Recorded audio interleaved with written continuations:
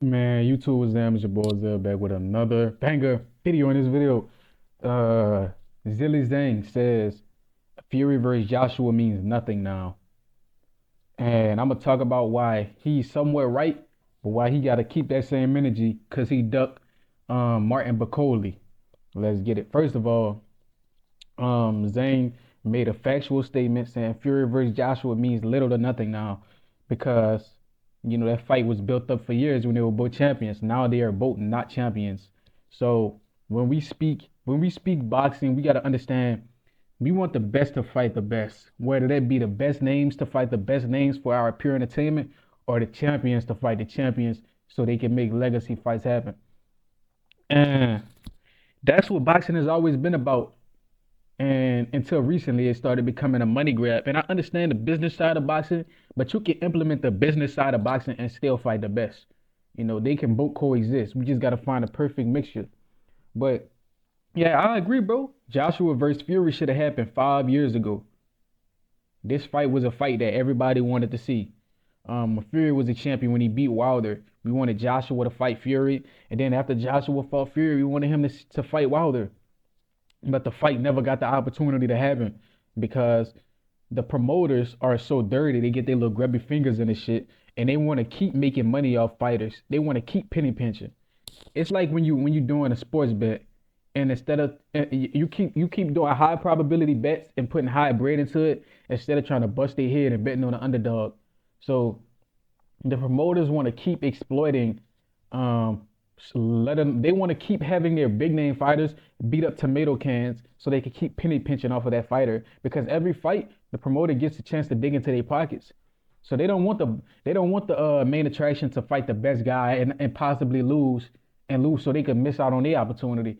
Because when the best fighters fight each other, they get the biggest contract of their career no matter what. But when they fight in these tomato cans, they're winning, but nobody cares.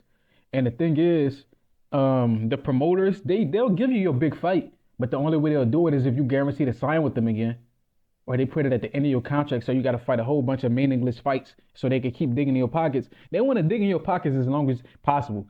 Promoters are pretty much the record labels of boxing, because that's what record labels do, right? They promote you.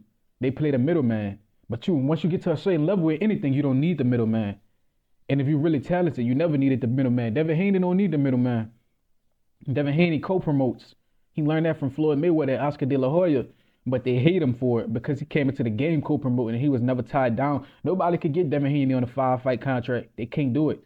The most they can get him to is a 2 to 3 fight contract for undisputed. And because he bet on himself, he became that guy. They gave him a 22% cut versus George fucking Kambosos. Devin Haney should have been the A side in that fight, but since they knew how talented he was, they wanted to make sure they can exploit him. And that's what it's all about. The promoters want to exploit the best fighters, give them as they want to get the most money as possible from the fighter while paying a fighter as less as they can. And then they want to keep doing it as consistently as possible. That's why we see fights like AJ versus Wilder never happen, because one of them got to lose. Meaning they're gonna miss out on a little money. The promoters can't just keep digging in your pockets. Spence versus Crawford. That should have been happened, but PBC didn't want their golden boy Errol Spence to lose to Crawford so early. They wanted to keep digging in his pockets versus everybody else. Versus Sean Porter, they wanted to dig in his pockets. Versus Uyez, they wanted to dig in his pockets. Versus Danny Garcia, versus Mikey Garcia, they wanted to dig in his pockets. Versus Pacquiao, they wanted to ice him. They wanted to cash him out versus Pacquiao. They wanted to take all type of money out of Errol Spence's pocket with that shit. Tank versus Lomachenko. I think Tank would have beat him, but Tank didn't think that way, and Floyd was telling him he didn't have to fight that guy. So I mean, it's a whole bunch of bullshit. The middlemen get in the middle of big fights happening. The best never get to fight each other because the business side, but they don't understand that they can have the business in order and the best fights. That's why Turkey Al Sheik is taking over boxing. Yeah, it's like these guys think you can only have one or the other. It's like segregation. They thought you can only have the color line and the white line. They never even thought integration was possible until Martin Luther King. Martin Luther King said he had a dream. And I have a dream that one day in boxing, the best gonna be able to fight the best and still get paid handsomely for it. And not have to worry about stat padding. And maybe they can even have trilogies. Trilogies should be the future of boxing. And that's what Turkey doing. He making the best fight the best, but he giving them opportunities to get rematches. That's what it's all about. The best fight the best multiple times. That's what boxing has always been about. And that's what it should always be about. Muhammad Ali fought Joe Frazier 3 times, I believe. Um, Sugar Ray Leonard fought um Sugar Ray Leonard fought Roberto Duran 3 times, I believe. So the best fight the best multiple times. Winner takes all. You know, Nigel Benn fought Chris Eubank Sr. multiple times. Best take it all. So at the end of the day, boxing is always about making the best fights happen and getting paid handsomely for it. And I have a dream that one day that shit gonna happen. And Turkey Al-Sheikh looked like he getting close to making that dream come true. But Zhang was right what he said about Bakoli. I mean, Zhang was right what he said about Joshua and Fury fighting too late. But he also ducked Bakoli. So what that say about him? You know, you saying they fight don't mean a lot. Cool. Don't duck Bakoli to the point where y'all fight don't mean a lot. Cause right now y'all the two hardest hitting heavyweights outside of Dubois.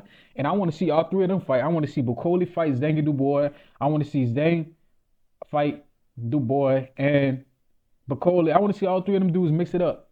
Cause they the hardest hitting heavyweights. And I want to see one of them fight Usyk for undisputed. That's what I want to see. But the fight has to happen. Zhang and Bakoli has to happen for boxing. The two hardest hitting boxers in heavyweight outside of Dubois. And maybe one of them gonna fight Dubois for a real barn burner. So he can't criticize AJ and Fury and at the same time not give us boxing fans what we want. You know, that's hypocritical. So I'm giving a direct call out to Zhang. If he ever see this video, I want him to fight Bakoli. Otherwise, he can't keep talking about Fury and Joshua fight not meaning a lot. He gotta fight somebody great. He beat Deontay, which I respect, but he gotta beat some other guys. You feel me? Like, comment, subscribe, and share this. Let me know what y'all think in the comments. Till next time.